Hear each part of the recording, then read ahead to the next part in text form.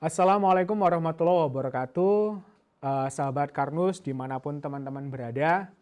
Alhamdulillah kita di penghujung akhir Ramadan ya. Kita sudah melalui dengan puasa-puasa kita dan juga ibadah-ibadah kita yang lain gitu ya. Dan Alhamdulillah kita menerapkan konsep Karnus gitu ya, semakin sehat dari hari ke hari gitu ya.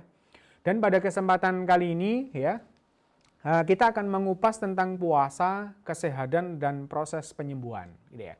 Sebagai penyempurnaan bahwa kita nanti berharap selepas dari Ramadan ini kita mendapatkan kondisi tubuh kita itu yang benar-benar fitri ya. Fitri berarti kembali suci, kembali seperti sebagaimana Allah turunkan manusia sebaik-baik penciptaan, kita sehat sempurna seutuhnya, itu dengan amalan dan ilmu yang kita pelajari selama bulan Ramadan ini gitu ya. Baik teman-teman gitu ya. Jadi kalau kita ngomongkan puasa ya, sebenarnya sering ini diungkap oleh ustadz, kiai yang mungkin membahas tentang puasa gitu ya. Jadi ya ayyuhalladzina amanu kutiba alaikumusiyam kama kutiba alal ladzina min qablikum la'allakum tattaqun gitu ya. Ini saya yakin sering teman-teman, entah itu di sholat Jumat pasti ketemu ayat ini, kemudian sering di kajian-kajian gitu ya. Tapi saya nggak akan mengupas tentang di sisi itunya gitu ya. Saya mengupas di sini teman-teman. Jadi kalau dikatakan, hai orang-orang yang beriman, diwajibkan atas kamu berpuasa sebagaimana diwajibkan atas orang-orang sebelum kamu, tujuannya agar kamu bertakwa. Takwa ini memang luas, saya bukan mufasir ya, saya bukan ahli tafsir teman-teman, tapi saya memahami bahwa takwa ini adalah mentaati segala perintahnya dan menjauhi segala larangannya. Itu sudah sejak saya SD sampai sekarang pun kalau mendengar Ustadz mengatakan tentang takwa itu ya di situ gitu ya. Nah, kalau kita mempelajari atau mengkaji konsep Karnus itu sebenarnya adalah esensinya juga takwa, karena kita akan mengikuti apa perintahnya Allah. Perintahnya Allah tadi misalnya, oh kamu harus menjalankan sesuai dengan fitrahmu, gitu ya. Udah kita kembalikan fitrah. Kamu harus makan makanan yang halalan toyiban. Kita juga harus makan makanan yang halal dan toyib. Dan itu kita malah lebih spesifik kita pelajari apa itu makanan-makanan yang halal dan makanan-makanan yang toyib atau yang baik. Sesuai dengan algoritma Sang Pencipta. Kita pelajari bagaimana sistem pencernaan kita, sistem peredaran darah kita, dan seterusnya. Akhirnya benar-benar kalau kita mengkaji konsep Karnus, menerapkannya itu juga bagian dari unsur yang membentuk ketakwaan kita, teman-teman. Jadi, alhamdulillah konsep Karnus ini selaras sejalan dengan apa yang kita tuju dari bulan puasa Ramadan ini. Ya. Nah, pada saat kita puasa, apa sih yang terjadi ya? Nah, ini biasanya orang mikir, wah ini puasa adalah menahan makan, minum, dan berhubungan suami istri mulai dari terbitnya fajar sampai tenggelamnya matahari. Wah, berarti berapa jam itu? Tergantung. Kalau kita mungkin katakanlah jam 5 sampai jam 6 gitu ya. Ada berarti berapa itu? Ada 12-13 jam gitu ya. Mungkin kalau di kutub utara, kutub selatan lain lagi. Atau di daerah mana juga lain lagi. Bisa jadi lebih singkat. Ada yang puasa cuma 4 jam. Ada yang sampai 20 jam gitu ya. Nah, untung kita di garis khatulistiwa ya. Jadi relatif lebih stabil gitu ya. Nah, oke, kita kembali ke topik. Apa yang terjadi saat kita puasa? Nah, saat kita sahur teman-teman, ya katakanlah misalnya sahur sampai imsak mungkin jam 4. Mungkin kalau teman-teman di daerah di luar WIB mungkin sedikit berbeda, enggak apa-apa ya. Esensinya itu gini ya. Kita dari sahur nanti baru makan kembali itu di waktu buka. Katakanlah misalnya maghribnya jam 17.50 atau berapa, saya genapkan jam 18 ya di sini. Ada jeda di sini. Ya. Padahal kalau kita pelajari, makanan yang kita makan diproses di lambung itu kurang lebih 4 jam. Ya. Makanya biasanya kalau kita makan sarapan jam 8 atau jam 7, nanti jam 12 itu sudah lapar, makan lagi, kemudian nanti jam 18 gitu ya, makan malam. Ada makan malam, makan siang, makan pagi atau sarapan gitu ya. Nah, saat kita puasa, makan kita itu di jam malah sebelum jam 8 sama jam 18. Di sininya itu sudah kita menahan untuk tidak makan. Nah, pada saat ini teman-teman, katakanlah nanti jam 9, jam 10, itu biasanya sudah kita ngerasa lambung kita ini ya, bernyanyi, kruk-kruk-kruk gitu ya. Nah, itu sebenarnya lambung kita memang sudah sedang kosong, karena batch waktu kita sahur itu sudah diproses gitu ya, sudah diproses. Nah, pada saat siang hari teman-teman, jam 11, jam 12, lah otak kita ini butuh nih energi gitu ya. Apalagi kita masih bekerja atau mungkin ngaji atau baca Quran atau apa gitu ya. Maka otak ini akan memerintahkan tubuh kita untuk memetabolisme cadangan makanan yang ada di dalam tubuh. Ya. Jadi contoh misalnya lemak di tubuh kita masih ada ya. Itu di ini. Nah, ini sebenarnya kondisi puasa ini sangat menguntungkan sekali, teman-teman. Kenapa? Karena kalau saya kasih ilustrasi gini, teman-teman. Katakanlah teman-teman di rumah ya, di rumah itu ada kulkas. Istri kita mungkin menyimpan makanan-makanan yang masih belum dimakan ya, itu disimpan di kulkas kan, ya, cadangan makanan kita. Tapi pertanyaan saya, kalau teman-teman semua, ya, Bapak Ibu semua, ketika ada makanan, misalnya kepingin makan ya, lebih cenderung milih makan yang mana? Yang ada di meja, yang fresh baru dimasak, atau makan yang di cadangan makanan di lemari atau di kulkas kita? Saya kan pasti milih yang fresh di meja makan. Nah, kalau setiap kita makan itu mesti ada makanan baru, maka yang kita makan kan makanan baru. Yang di kulkas nggak kemakan-makan. Akhirnya membeku di situ. Nah, ilustrasi ini sebenarnya sama di tubuh kita, teman-teman. Di tubuh kita ini, kalau kita makan ya, kemudian dicerna sama lambung, kalau itu memang nanti langsung diserap oleh usus kita, kemudian diedarkan di peredaran darah, kalau masih cukup, yang dimakan oleh sel itu adalah makanan itu, yang baru dimasak oleh lambung. Nanti, karena jam 8 ya, sarapan ya, nanti jam 12, makan lagi.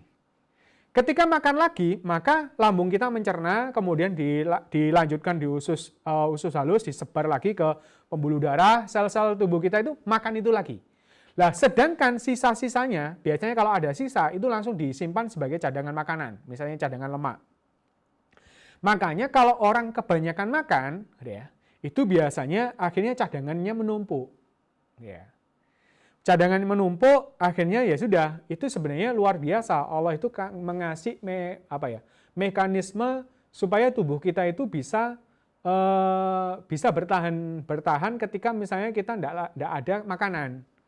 Nah, contoh nih, ketika kita sedang puasa, apa yang terjadi? Ketika kita puasa, setelah sahur, nanti mungkin jam 9, jam 10 itu sudah habis, sudah diedarkan di sel-sel tubuh kita, kalau pencernaan kita baik ya.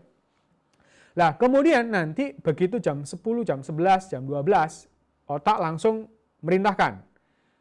Di lambung karena kita puasa, gitu ya, langsung memerintahkan cadangan makanan itu di metabolisme.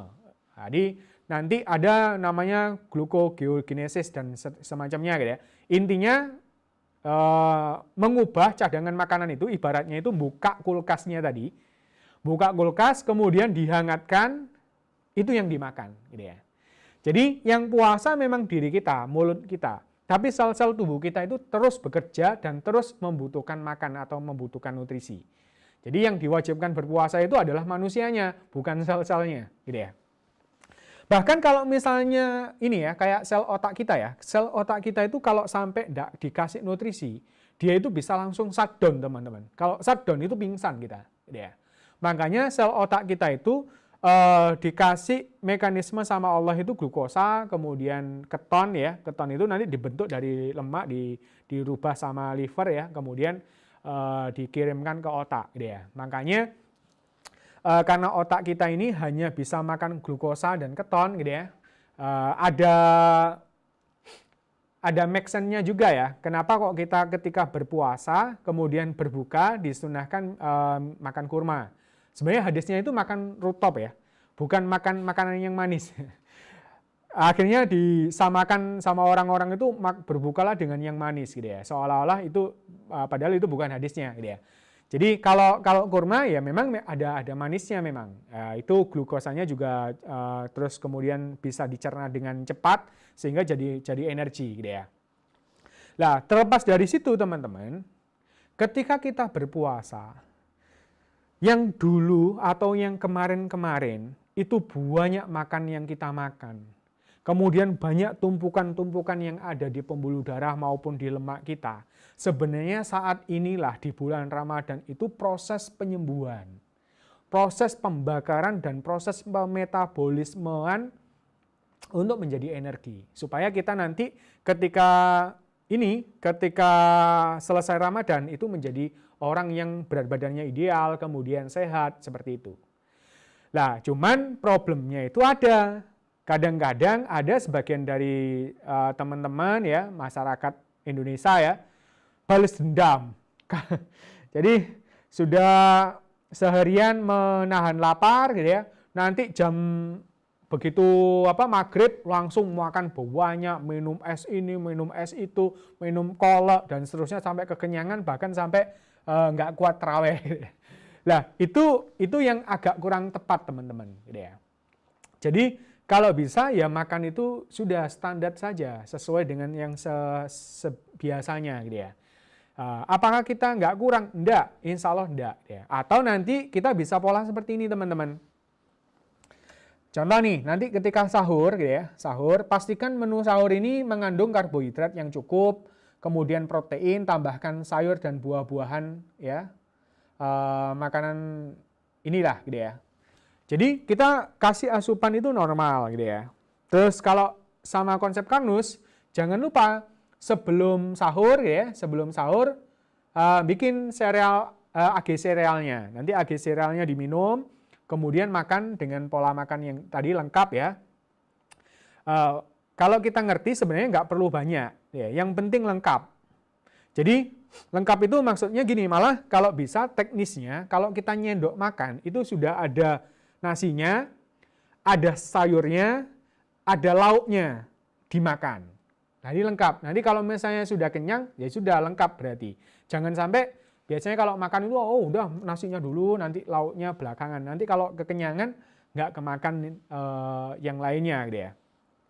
Nah kalau bisa itu dicampur seperti itu lebih bagus gitu ya. Jadi minum AG sereal sebelum sahur, kemudian makan makanan yang aneka lauk ya, dengan pola yang seperti tadi yang saya jelaskan. Kemudian nanti setelah sahurnya juga minum Al-Ghati gitu ya. Untuk sebagai booster ya, termasuk juga melindungi tubuh kita pada saat nanti siang hari gitu ya. Nah nanti waktu buka ya, makan dan minum yang manis oke lah ya, yang mengandung glukosa gitu ya. Kemudian juga ini dipakai untuk menggantikan kadar gula dalam darah yang hilang selama berpuasa gitu ya. Itu bisa seperti itu, boleh gitu ya. Nah, nanti setelah secukupnya saja supaya nggak kekenyangan gitu ya. Karena habis nggak kerja terus langsung dipacu kerja ya juga kaget juga lambung kita. Makanya soft saja. Malah syukur-syukur kalau bisa itu kenapa kok ada takjil? Takjil itu untuk pembuka dulu, dikit ya, misalnya 2 butir kurma, 3 butir kurma, atau sama AG sereal ya. AG sereal bisa dikasih kurma teman-teman, enak banget. Jadi bikin AG sereal langsung dicampur kurma gitu ya, nanti diseduh, itu buat buka ya, takjil. Kemudian nanti baru sholat maghrib, baru setelah itu makan besarnya. Tapi jangan besar-besar amat, secukupnya. Nah nanti habis taraweh baru kita makan makanan kecil ya. Untuk nambah enggak masalah gitu ya. Itu. Nah, di Karnus ya, di Karnus ini kita ada namanya beras Karnus nih, teman-teman. Beras Karnus itu diilhami oleh mitokondria teknologi atau kita sebut dengan mitotek gitu ya. Jadi sebenarnya beras yang bagus itu zaman dulu, teman-teman, beras tumbuk. Jadi orang tua kita dulu, nenek moyang kita itu numbuk beras kalau lagi mau dimasak. Kenapa kok begitu? Karena kandungan kulit ari dari beras ini, bekatul namanya, itu sangat baik untuk kesehatan. Tetapi kalau dibiarkan lama, itu bisa tengi, dan tengi itu juga salah satu inisiator, teman-teman, yang memicu kanker. Ya.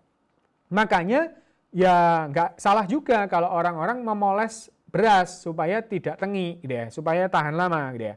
Nah, di konsep Karnus akhirnya karena mengkaji hal demikian, kita membuat beras Karnus nih. Jadi beras yang sudah dipoles itu, kemudian bekatul kita hentikan proses enzimatiknya supaya tidak tengi, kemudian kita coating, kita campur sama berasnya, kemudian dibungkus dengan aluminium foil supaya tidak tengi, gitu ya.